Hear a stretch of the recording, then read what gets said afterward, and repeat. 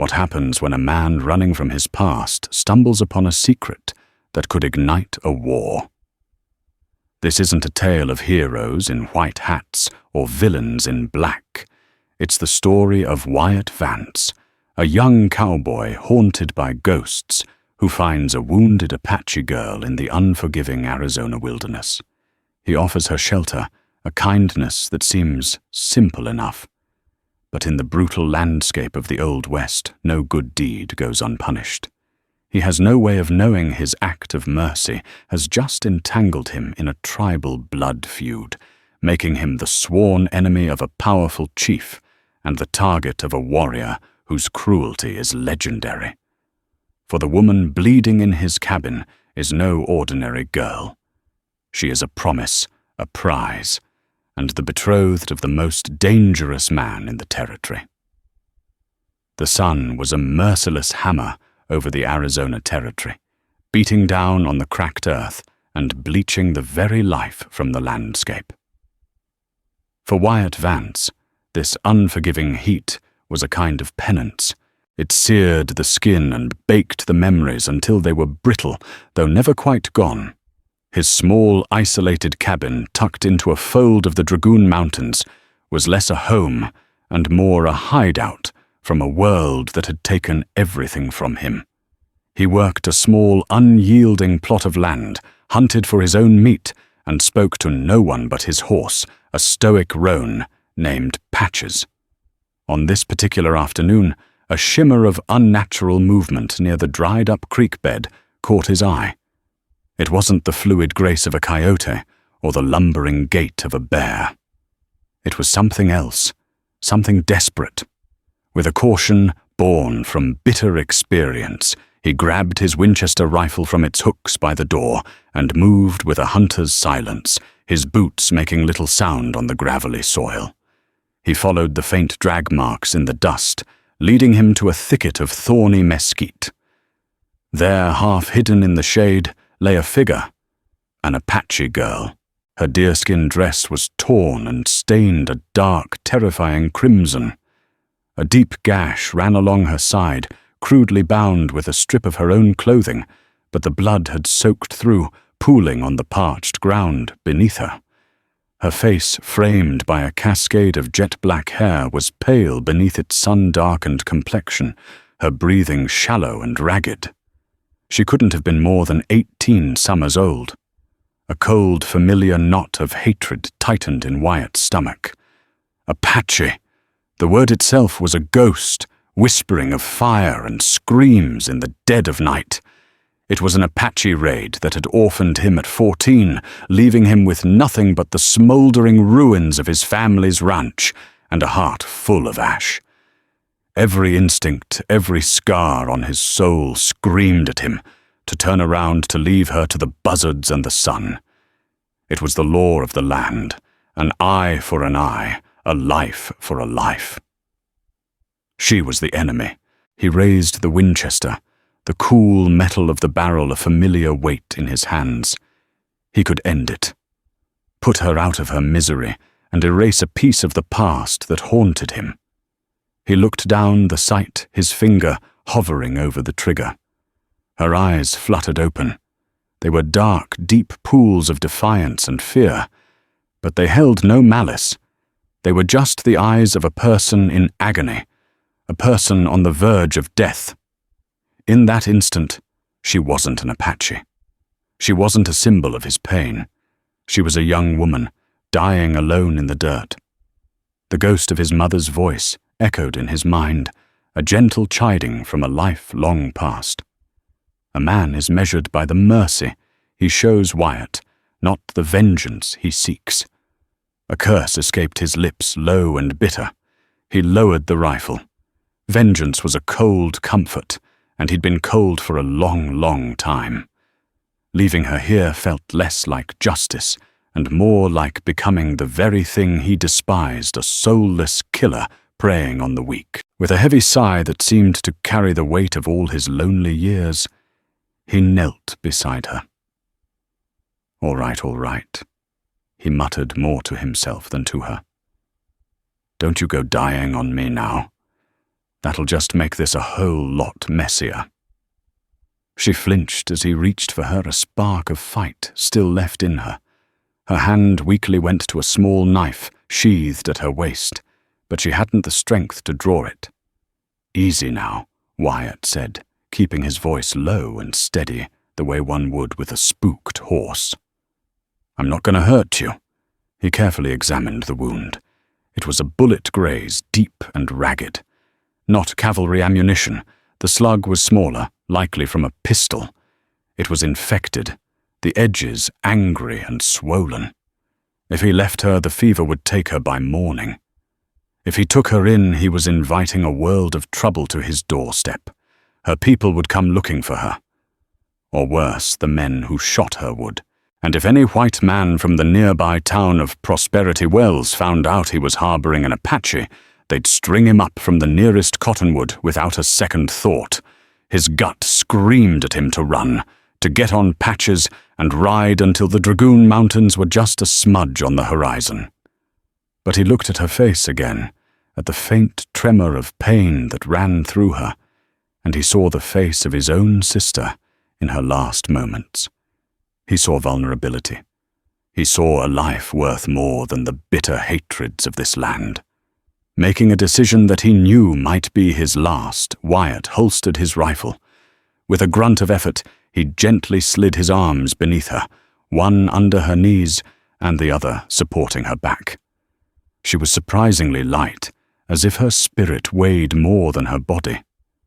She winced in pain, a soft gasp escaping her lips, but didn't fight him.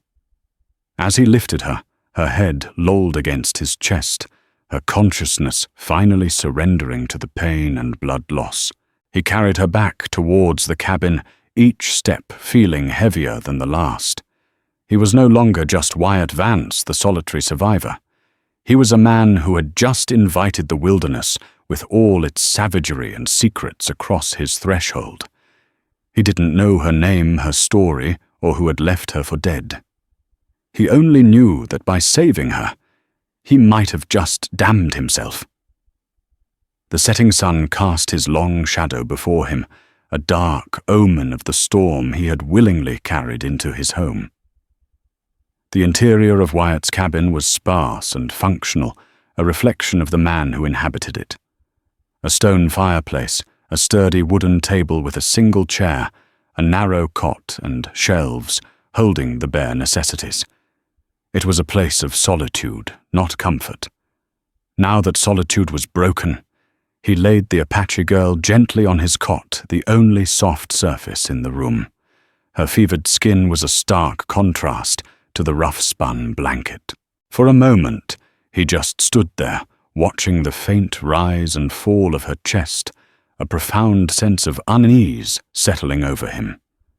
This was a mistake, a catastrophic, life-altering mistake. But the deed was done. He set a pot of water to boil over the fire, the flames casting flickering shadows that danced on the log walls like uneasy spirits. He ripped strips from one of his few clean shirts, the fabric tearing with a sound that felt final. From a small wooden chest, he retrieved his medical supplies, a bottle of carbolic acid, a needle-gut thread, and a flask of whiskey. When the water was hot, he carried the basin to the cot. He had to get the tattered deerskin dress off to properly clean the wound. His hands hesitated. This felt like a violation, another line crossed. But there was no choice. With clinical detachment, he took his knife and carefully cut away the blood-stiffened fabric around the gash. Her skin was smooth and warm, the fever radiating from her in waves. He forced himself to focus only on the task, ignoring the intimate vulnerability of the moment. The wound was worse than he'd thought. Angry, inflamed with flecks of dirt and cloth embedded within it. He poured a little whiskey onto a rag. "This is gonna hurt," he said, knowing she couldn't understand him. Probably a lot. He pressed the alcohol-soaked rag to the wound. Her body arched in a silent scream, her back lifting off the cot. Her eyes shot open wide with shock and agony, but no sound came out. her hands clenched into fists, knuckles white. Wyatt held her down gently but firmly, with one arm his jaw tight with grim purpose, as he scrubbed the gush clean. He worked quickly, his movements efficient from years of tending to his own injuries and those of his livestock. He poured more whiskey directly into the wound to flush it, earning another violent, silent convulsion from the girl. Once it was clean, he took the needle and thread. Stitching flesh was like mending a leather harness, only this flesh was alive and burning with fever. He worked with a focused intensity, his brow furrowed in concentration. Each pass of the needle made her flinch, but she had retreated somewhere deep inside herself, her eyes glazed over, enduring a pain that was beyond comprehension. When he was finished, a crude but solid line of stitches held the torn flesh together. He applied a poultice of chewed yarrow leaves, an old remedy his father had taught him, and covered it with a clean bandage. For the next 3 days the cabin became a crucible of fever and fear. The girl drifted in and out of consciousness, muttering words in a language he didn't understand. He sat by her side, wiping her brow with a cool, damp cloth and forcing sips of water between her cracked lips. The infection raged, and twice he was sure he would lose her. During the long, silent nights, with only the crackle of the fire and her delirious whispers for company, the ghosts of his past returned with a vengeance. He saw the faces of his family in the dancing flames, heard his father's last shout. The presence of the girl on his cot was a constant throbbing reminder of the people who had destroyed his world. Yet as he tended to her, something began to shift within him. He was no longer seeing an Apache. He was seeing the stubborn pulse in her throat, the delicate arch of her eyebrow, the sheer resilience of a body fighting for its life. He saw the way her fingers would twitch in her sleep, as if reaching for something. He was tending to a person, and in that simple, profound act, the monolithic wall of his hatred began to develop hairline cracks. On the 4th morning, the fever broke. He woke to find her watching him, her dark eyes clear and lucid for the first time. The fear was still there, but it was now overlaid with a quiet, watchful intelligence. She was weak, but the delirium was gone. He ladled some thin broth from a pot over the fire into a bowl. He approached the cot, slowly holding it out to her. She stared at the bowl, then at him, her expression a mixture of suspicion and desperate need. "It's just rabbit broth," he said softly. "You need to eat." He sat on the edge of the cot, holding the bowl. She made no move to take it. With a patient sigh, he dipped the spoon in and held it to her lips. She hesitated, her eyes searching his for any sign of deception. He kept his expression neutral, his hand steady. After a long moment, she parted her lips and accepted the spoonful. He gave her another, and then another, until the bowl was empty. She sank back against the pillow, exhausted, but with a flicker of life rekindled in her eyes. Communication was a slow, clumsy dance of gestures and single words. He pointed to himself. "Wyatt." She watched him, her brow furrowed. He repeated it. "Wyatt." Her voice was a dry, raspy whisper when she finally spoke, pointing a trembling finger at him. "Wyatt." He gave a small approving nod. Then he gestured to her, an unspoken question. She looked away for a moment, a flicker of some deep sorrow or fear crossing her face. Then she met his gaze and spoke her name, the word soft as a bird's call. "Morning Dove." "Morning Dove," he repeated. It was a beautiful name, one that didn't fit the blood and violence that had brought her to his door. Over the next week, she slowly regained her strength. She was a quiet patient, observant and proud. She refused to let him help her once she could sit up on her own, and insisted on redressing her own wound after he showed her how.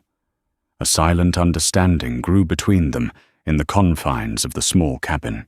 He would leave food and fresh water by the cot before he went out to do his chores, and when he returned, the bowl would be empty. He caught her watching him, sometimes, her expression unreadable. He wondered what she was thinking, what she saw when she looked at him.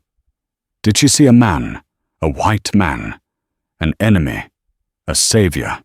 One evening he was cleaning his rifle by the firelight when he noticed her gaze fixed on the weapon. Her eyes held a deep, ingrained fear. He remembered the pistol wound in her side and realized that, to her, the gun was not a tool for hunting, but a symbol of the terror that had nearly claimed her life. He deliberately broke the rifle down, laying the pieces out on a cloth and cleaning each one with methodical calm. He wanted to show her it was just wood and steel, an inanimate object. When he was done, he reassembled it, and without a word leaned it against the far wall, as far from her as possible. It was a small gesture, but she noticed. A flicker of something gratitude perhaps softened her features for a fraction of a second, before her stoic mask was back in place. In the shared silence of that small cabin, walls were beginning to come down, not only the ones between two people from warring worlds, but the ones Wyatt had built around his own heart. He was beginning to care what happened to Mourning Dove, and that realization scared him more than any Apache war party. As Mourning Dove's body healed, her spirit began to mend as well. The haunted, distant look in her eyes was slowly replaced by a keen awareness. She moved about the small cabin with a quiet, deliberate grace, her bare feet making no sound on the wooden floorboards. She began to help in small ways, mending one of Wyatt's torn shirts with a skill that amazed him, weaving the thread so perfectly the tear was almost invisible. They developed a rudimentary language of gestures and a handful of shared words. Water, food, hurt, sleep. It was a fragile bridge between two vast separate worlds. One afternoon, she pointed to a faded photograph on the mantelpiece, the only personal item Wyatt displayed. It was a stiff, formal portrait of a man, a woman, and two young children. Family, Wyatt said the word, tasting like rust in his mouth. He pointed to the small boy, Wyatt, then to the girl, Sarah. He touched the man and woman. Pa, Ma.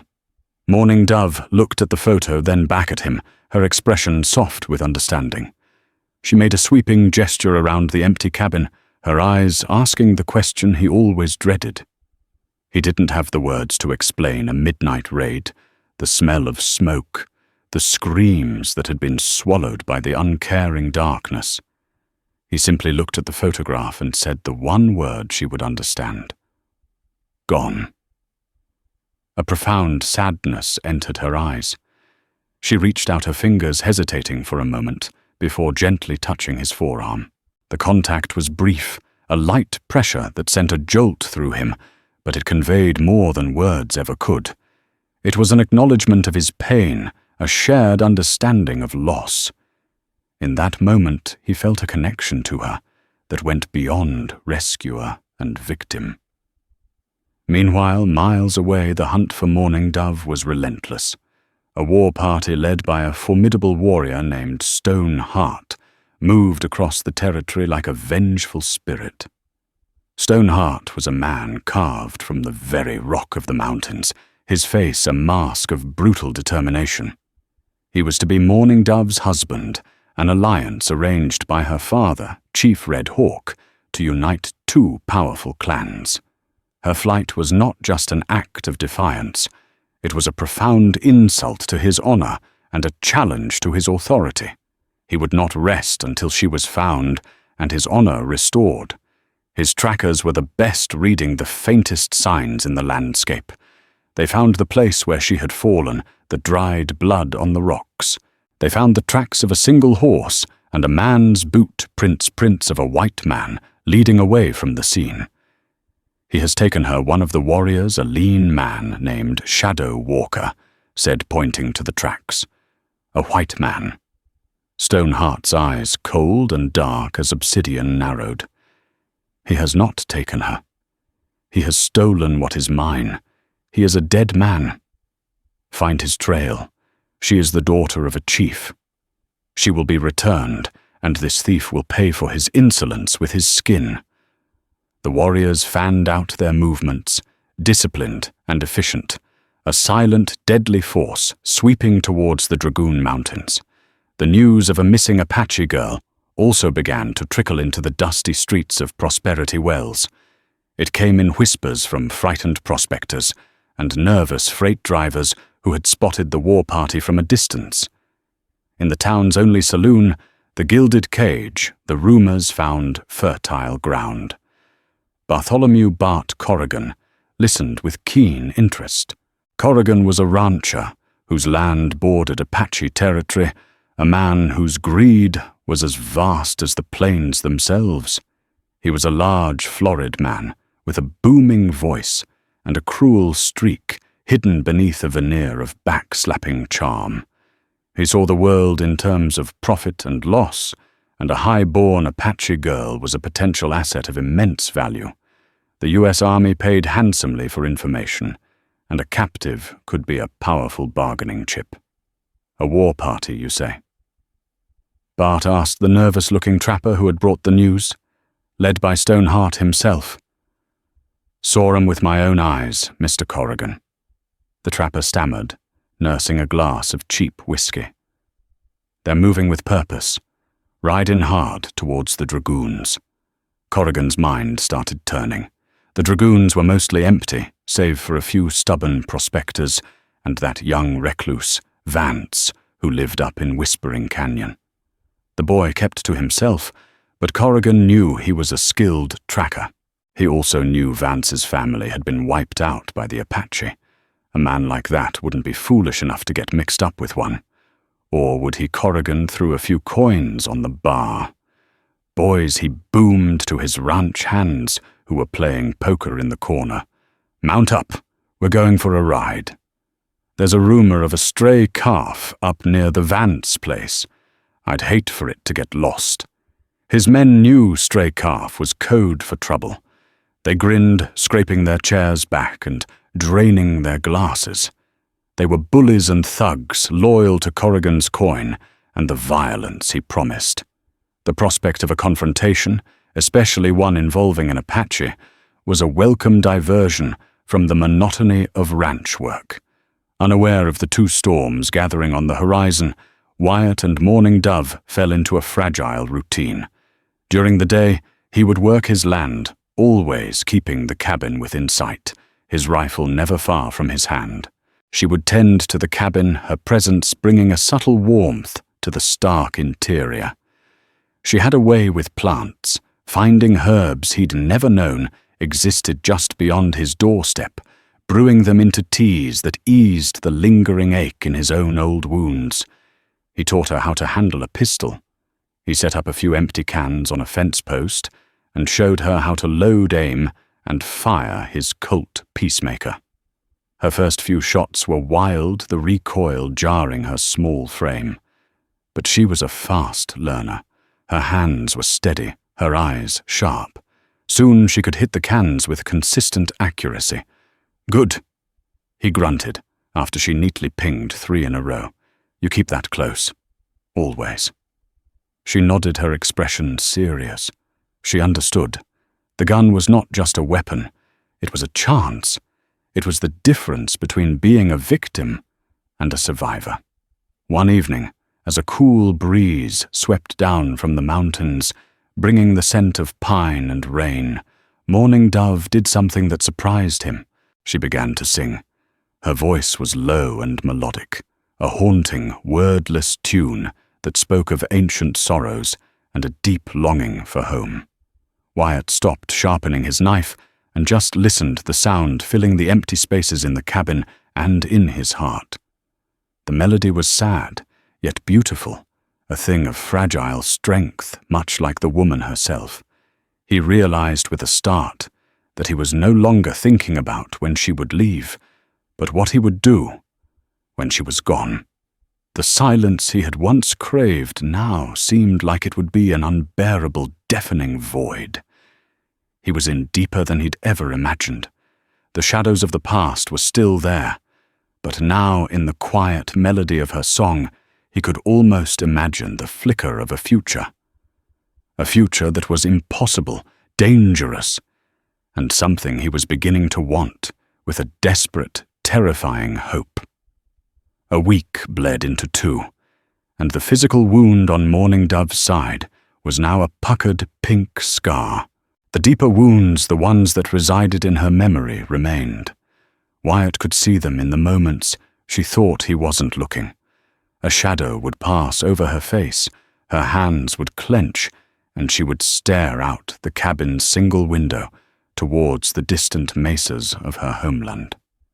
The English words he taught her came more easily now pieced together with her own language to form a fractured but effective means of communication.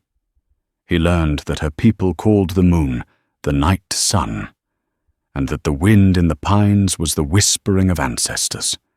She learned from him the names of his tools, the satisfaction of a well-tended garden, and the quiet companionship of shared silence. One evening, a fierce thunderstorm rolled in, trapping them inside.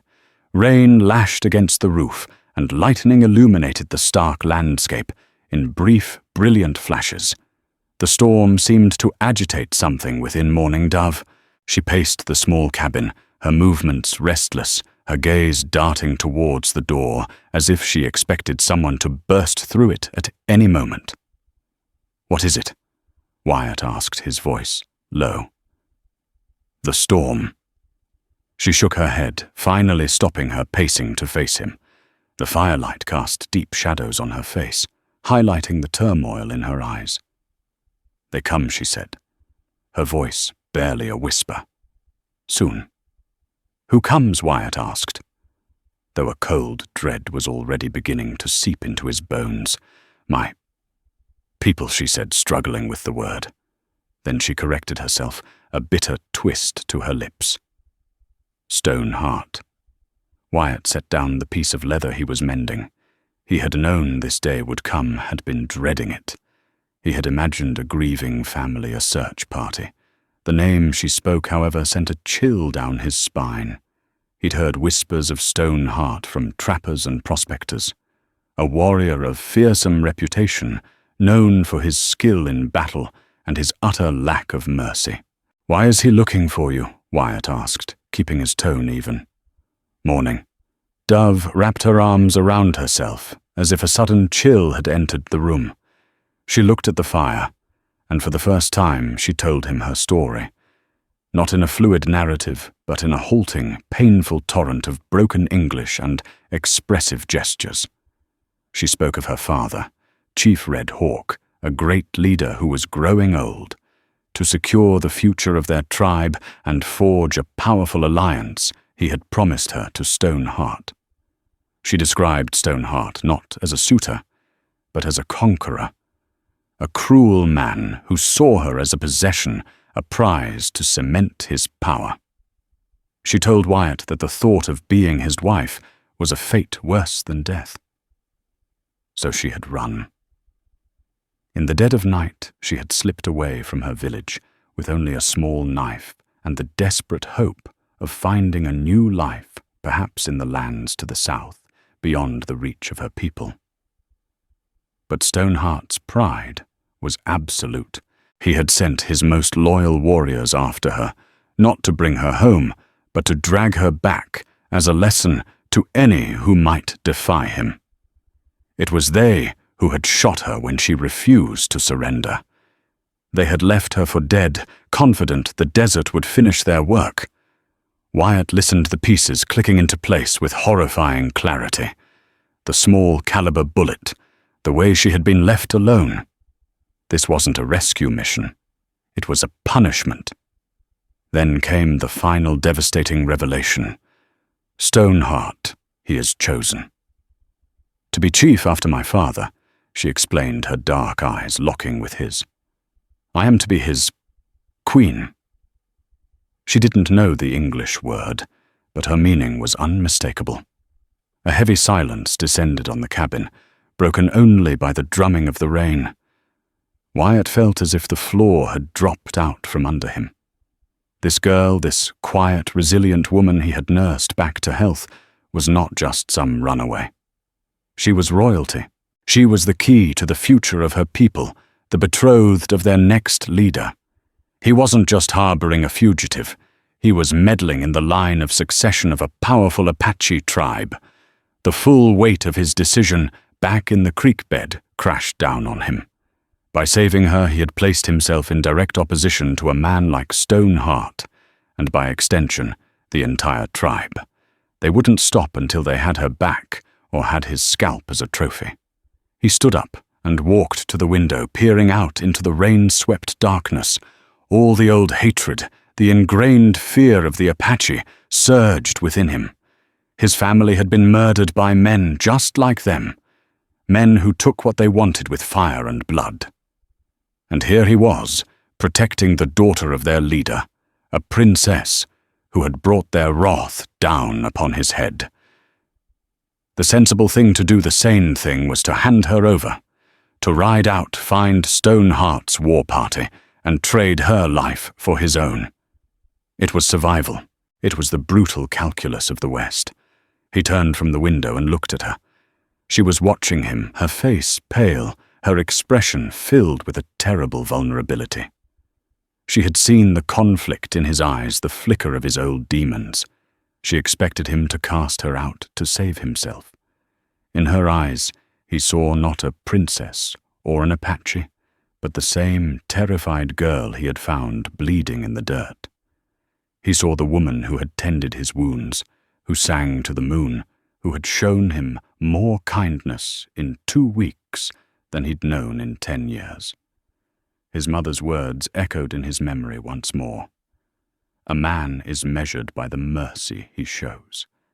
He had spent years running from the past, living as a ghost in his own life. Hiding from the world had kept him safe, but it hadn't made him whole. For the first time since his family was killed, he was faced with a choice that truly mattered. He could revert to the bitter, hateful boy the raid had created, or he could be the man his parents had raised him to be. He walked back to the fireplace and picked up the Colt, checking its load. The click of the cylinder spinning was loud and definitive in the quiet room. He then picked up the Winchester, its familiar weight a comfort in his hands. Morning Dove watched his every move, her breath held tight in her chest. He finally met her gaze, his own eyes clear and resolved. The conflict was over. "Let them come," he said, his voice a low, steady rumble. A single tear traced a path through the dust on her cheek. It wasn't a tear of fear, but of profound, heart-wrenching relief. She had gambled her life on the compassion of a stranger, an enemy, and he had not failed her. In that moment, the bond between them was forged into something unbreakable, a silent pact made in the heart of a storm. They were from different worlds, pursued by the same demons of hatred and violence, but they would face the coming darkness together. The morning after the storm, the world was washed clean. The air was crisp, and the scent of damp earth and creosote filled the canyon, but the fragile peace was deceptive. The confession from Morning Dove had changed everything. The unspoken threat was now a named entity, Stoneheart. The if had become a when. Wyatt moved with a new grim purpose. He was no longer just a homesteader. He was a man preparing for a siege. He spent the morning reinforcing the cabin's single door with an iron bar and shuttering the window with thick planks, leaving only a narrow slit to see and shoot through. Every action was precise, economical. Morning Dove worked beside him, her silence, a testament to her understanding of the stakes. She gathered stones to shore up the base of the cabin walls and helped him haul extra buckets of water from the well, her movements fluid and strong. There was no panic in her, only a quiet, fierce resolve that mirrored his own. "They will come from the east," she said, pointing towards the rising sun. "Follow the sun. It is his way." Wyatt nodded, taking in the information. "How many? 10? Maybe more. His best warriors," she answered, her voice flat. "They ride like the wind and fight like devils." Wyatt looked at his meager defenses. 1 cabin, 1 rifle, 1 pistol, and 2 people against a dozen of the most feared warriors in the territory. The odds were suicidal, but the thought of handing her over never crossed his mind again. His decision was made. In the afternoon, while Wyatt was checking the perimeter of his property, he saw it a plume of dust rising from the direction of Prosperity Wells. It was too large for a single rider. He scrambled up a rocky outcrop that gave him a view of the trail leading to his land. Through his spyglass, he saw a group of 5 riders. At their head was the unmistakable burly figure of Bart Corrigan. "Damn it," Wyatt swore under his breath. A second storm was bearing down on them, this one from the west. He hurried back to the cabin. "Trouble," he said, pushing the door shut behind him. "Riders from town, 5 of them, led by a man named Corrigan. He's bad news." Mourning Dove's hand immediately went to the Colt pistol tucked into her waistband. Her eyes hardened. She had seen men like Corrigan before, white men whose smiles hid rotten souls. "Stay inside and stay down," Wyatt commanded. "Don't make a sound unless I tell you." He took up a position by the newly shuttered window, resting his Winchester on the sill. He watched as Corrigan and his men reined in their horses 100 yards from the cabin. They didn't approach directly, instead fanning out their casual posture, a poor disguise for their predatory intent. Vance Corrigan's voice boomed across the clearing. "Bartholomew Corrigan." Just paying a neighborly visit, Wyatt remained silent, his finger resting lightly on the trigger. "Heard you might have a problem with some strays up here," Vance Corrigan shouted again, a sneer in his voice. "Figured you could use a hand. We're looking for a very particular kind of stray. An Apache stray. Heard anything about that?" Wyatt's silence was his only answer. He could see Corrigan's men growing impatient, their hands drifting towards their holstered pistols. Corrigan was fishing, trying to provoke a reaction. "Now don't be like that boy," Corrigan laughed, a harsh, unpleasant sound. "We know you're in there. A man from town saw you buy an extra flour and bandages. A lonely fella like you, suddenly needing bandages, and enough food for 2 makes a man curious. We can make this easy. The army's paying a handsome reward for the chief's daughter. Give her to us and we'll give you a share. A fair price for a piece of property you got no claim to." So they knew, or at least they suspected the truth. The mention of a reward confirmed that this wasn't about neighborly concern. It was about cold, hard cash. Wyatt finally spoke, his voice clear and steady. "This is my property, Corrigan. You're not welcome here. Turn your horses around and ride out." Corrigan's folksy demeanor vanished. "That's the wrong answer, Vance. We can do this the easy way, or we can smoke you out like a rat and take her anyway. Your choice." Wyatt saw one of Corrigan's men start to raise his rifle. Without a second's hesitation, Wyatt fired. He didn't aim for the man, but for the ground just in front of his horse. The dirt exploded, and the horse shrieked, rearing in panic. The rider cursed as he fought to control his mount. "That was a warning, Corrigan," Wyatt yelled. "The next one won't miss." Corrigan's face purpled with rage. He spat on the ground. "All right, Vance, you want to die for her? So be it. Boys, spread out. Keep him pinned down. He can't stay in that box forever." The riders scattered, taking cover behind the rocks and trees that dotted the landscape around the cabin. The siege had begun. Inside, the tension was a physical thing. Morning Dove had moved to the opposite wall, the Colt held firmly in both hands, her eyes on the door. She was ready. "They are not smart," she whispered, her voice tight. "They make much noise. Not like my people."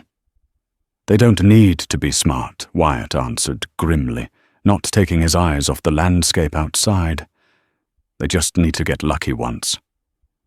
As the afternoon sun began to dip towards the horizon, casting long, ominous shadows across the canyon, a strange quiet fell. Corrigan was waiting for darkness for the advantage to shift his way. For Wyatt and Morning Dove, the waiting was a form of torture. They were trapped between two inexorable forces, the greedy malice of Corrigan's posse and the honorable, deadly wrath of Stoneheart's war party. In the fading light, they shared a piece of dried jerky and a sip of water. Their eyes met across the dim cabin. There was no need for words. In the crucible of the coming violence, they had become a unit, a tribe of two. Wyatt Morning Dove said, her voice soft but firm, "I am not afraid to die." Good Wyatt replied, his lips curving into a faint, humorless smile. "Because I'm not planning on it. And neither are you." He looked at her, at the fierce determination in her gaze, and felt a surge of something powerful and protective. He wasn't just fighting for his own life or for a principle of mercy anymore. He was fighting for her, for the quiet woman who sang to the moon and taught him that a heart, no matter how broken, could still find a reason to beat. The storm had arrived, and he would not let it claim her. Darkness fell like a shroud, thick and starless. The silence from Corrigan's men was more unnerving than gunfire. Wyatt knew they were creeping closer, using the terrain for cover, waiting for the perfect moment to rush the cabin. Every rustle of leaves, every snap of a twig sent a jolt of adrenaline through him. Beside him, Morning Dove was a statue of coiled tension, her breathing slow and controlled, the Colt held steady in her hands. The attack came without warning. A bottle filled with kerosene, a lit rag stuffed in its neck, sailed through the air and shattered against the cabin wall. Flames erupted, licking at the dry timber. It was a crude attempt to smoke them out. Another Molotov cocktail hit the roof, and the smell of burning pitch filled the air. "They're trying to burn us alive," Wyatt gritted out, moving away from the growing heat. Through the shooting slit, he saw two of Corrigan's men, using the distraction to sprint towards the door, heavy logs in their hands, to use as a battering ram. Wyatt raised his Winchester, took a breath, and fired. The first man screamed and crumpled to the ground, clutching his leg. The second dove for cover, abandoning the log. Gunfire erupted from all sides, slugs thudding into the cabin walls like angry fists. Wood splintered, and the small space was filled with the deafening roar of the assault. Wyatt fired methodically, aiming for the muzzle flashes, making every shot count. He was a hunter, not a soldier, but his aim was true. Suddenly, the reinforced door shuddered under a heavy blow. One of Corrigan's men had reached it under the cover of the flames. Another blow, and the wood groaned, the iron bar straining. The door, Wyatt yelled. Morning Dove didn't hesitate. She moved to the side of the entrance, planting her feet, her face a mask of fierce concentration. As the door splintered and burst inward, a large, bearded man stumbled through the threshold, his pistol raised. Before he could even register her presence, Morning Dove fired the Colt. The shot was deafening in the enclosed space. The man's eyes went wide with surprise as he staggered backward, a dark stain blossoming on his chest, and collapsed. The fight at the door had exposed Wyatt. Corrigan, seeing his chance, rose from behind a rock, his own rifle leveled at the window. "It's over, Vance!" he roared.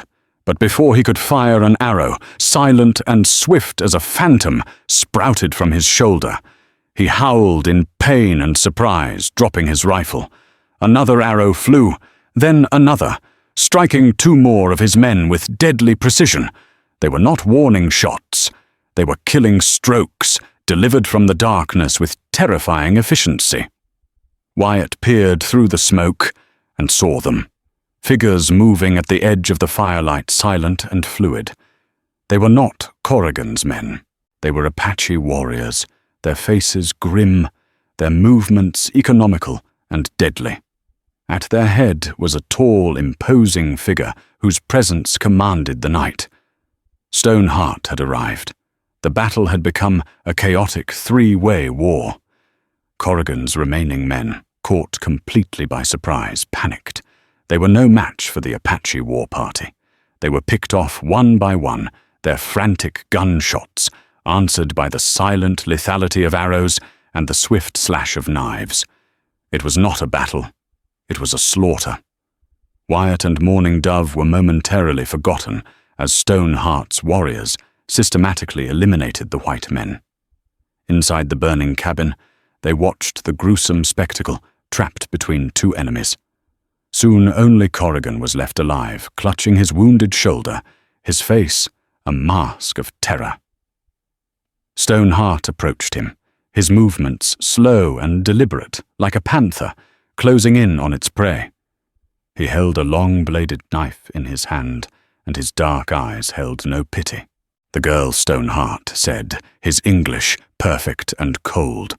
"Where is she?" Corrigan, sobbing in fear and pain, pointed a trembling finger at the cabin. "In there with him. Take her, just let me go." Stoneheart glanced at the cabin, his gaze unreadable. He then looked back down at the pleading rancher. "You are loud," he said dismissively, "and you are clumsy. You have sullied this ground with your presence." Without another word, he drew the knife across Corrigan's throat. The clearing fell silent, the only sounds the crackle of the flames and the moans of the dying. The war party surrounded the cabin, their weapons at the ready. The moment of truth had arrived.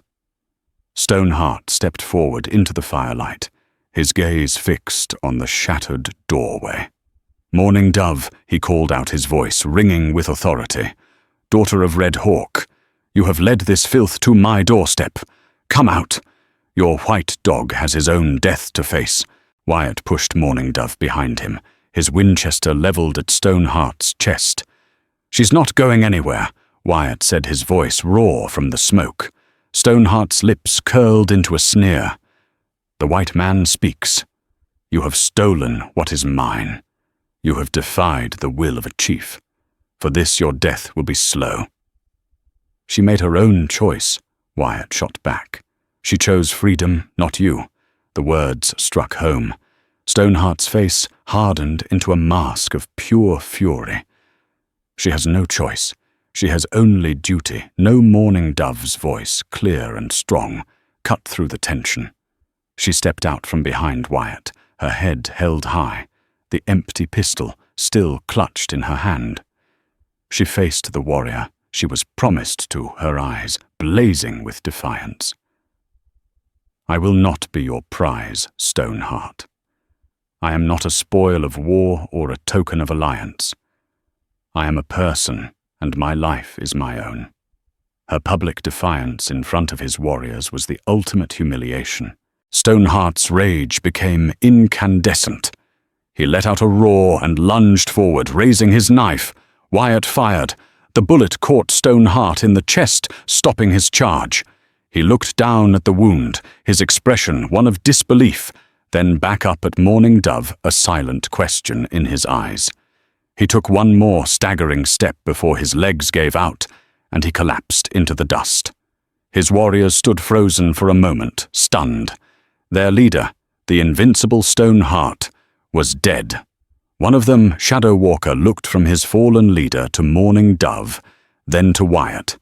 His expression was a complex mixture of hatred, confusion, and something akin to respect. This was not how the night was supposed to end. Wyatt stood his ground, the Winchester hot in his hands, ready to sell his life dearly. But Shadow Walker made no move to attack. He looked at Mourning Dove, who stood unflinching, a leader in her own right. He gave a sharp, almost imperceptible nod, not of surrender, but of acknowledgement. He then barked an order in his native tongue. Slowly the warriors retrieved Stoneheart's body. Without a backward glance, they melted back into the darkness from which they came, leaving Wyatt and Mourning Dove alone in the smoking, corpse-strewn clearing. The silence that descended upon the canyon was profound, broken only by the hiss and crackle of the dying flames on the cabin's roof. The air was thick with the coppery smell of blood and the acrid stench of smoke. Wyatt and Mourning Dove stood amidst the carnage, the bodies of Corrigan's men and the fallen Apache leader, stark reminders of the violence that had just transpired. They were alive, but their world had been irrevocably shattered. Wyatt's adrenaline began to fade, replaced by a bone-deep weariness. He looked at his home, the bullet-riddled walls, the burning roof, the shattered door. It was no longer a sanctuary. It was a tombstone, marking the end of his solitary life. He had fought to protect it, but now he knew they could not stay. Stoneheart was dead, but Chief Red Hawk was not. News would travel fast. The tribe would demand vengeance for a fallen warrior, even one as cruel as Stoneheart. And the law in Prosperity Wells would want answers about Bart Corrigan and his men. They were outcasts, wanted by both worlds. Mourning Dove seemed to read his thoughts. She walked over to the well and drew a bucket of water, her movements tired but steady. She began dousing the remaining flames on the roof, her focus absolute. It wasn't about saving the cabin. It was an act of finality, of closing a chapter. Wyatt joined her, and together they worked in silence until the last ember was extinguished.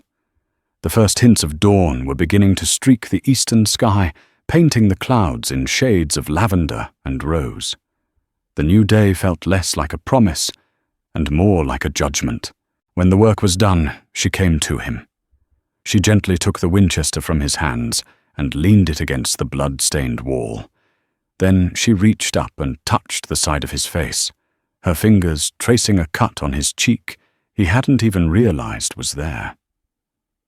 "You fought for me," she said, her voice filled with a quiet awe. "We fought for each other," he corrected her, his voice hoarse. He looked into her eyes and saw his own exhaustion and uncertainty reflected there. But he also saw a strength that humbled him, a resilience that had called to the last vestiges of his own. They gathered what little they could salvage, a canteen, a pouch of dried jerky, the remaining ammunition for the Colt, and a single blanket. Wyatt went to the small corral behind the cabin and saddled Patches. The horse was skittish, smelling the death in the air. As Wyatt led the horse to the front of the cabin, Mourning Dove emerged with one more item, the faded photograph of his family from the mantelpiece. She had wiped the soot from the glass, and the 4 solemn faces stared out from their moment, frozen in time. She handed it to him without a word. He took it, his throat tight with emotion. He had been a prisoner of that photograph for 10 years. She was handing it back to him, not as a memory of what was lost, but as a reminder of who he was. He carefully placed it in his saddlebag. He then mounted Patches and reached his hand down to her. She took it, and he easily pulled her up to sit behind him. She wrapped her arms around his waist, her cheek resting against his back. Her presence was a solid, reassuring weight. They did not look back at the ruined cabin or the bodies that lay cooling in the morning light. There was nothing left for them there but ghosts. They turned Patches south, away from Apache territory, away from the so-called civilization of Prosperity Wells. They rode towards the distant hazy mountains that marked the borderlands, a place where the maps were blank and a future was yet to be written. Wyatt didn't know where they were going. He had no plan, no destination. He was a man with nothing but a horse, a gun, and the woman who had turned his world upside down. She was a chief's daughter, with no tribe, a woman who had defied her destiny and chosen the unknown. They were two broken people from warring worlds, adrift in a land that wanted them both dead. But as the sun climbed higher, warming their backs, Wyatt felt something he hadn't felt in a decade, a flicker of hope. He was no longer running from the past. He was riding towards a future. It would be a hard, dangerous life, one lived in the shadows. But he would not be living it alone. With Mourning Dove's arms around him, the silence of the wilderness no longer felt empty. It felt like freedom. Their path was uncertain, their survival not guaranteed, but for the first time, they were truly free, their new dawn, rising over a horizon they would face together. The story of Wyatt Vance and Mourning Dove is a testament to the fact that sometimes the greatest courage isn't found in facing down an enemy, but in opening your heart to one. Their journey was just beginning a winding path into an unknown future, guided only by the trust they had forged in the crucible of fire and blood. It's a powerful reminder that beneath the prejudices and hatreds that divide us, there lies a common humanity, a shared desire for freedom, and a love that can blossom in the most unforgiving of landscapes. Their tale echoes through the canyons of the Old West, a whisper of hope that even in the darkest of times, compassion can be the one true guide. Thank you for joining us for this tale from the wild frontier. If their story of courage and unlikely love moved you, please show your support by hitting that like button, sharing this video with a fellow history lover, and subscribing to our channel for more stories that bring the past to life. Your support allows us to keep these incredible histories alive. Click the notification bell so you never miss an episode. Until next time, stay curious.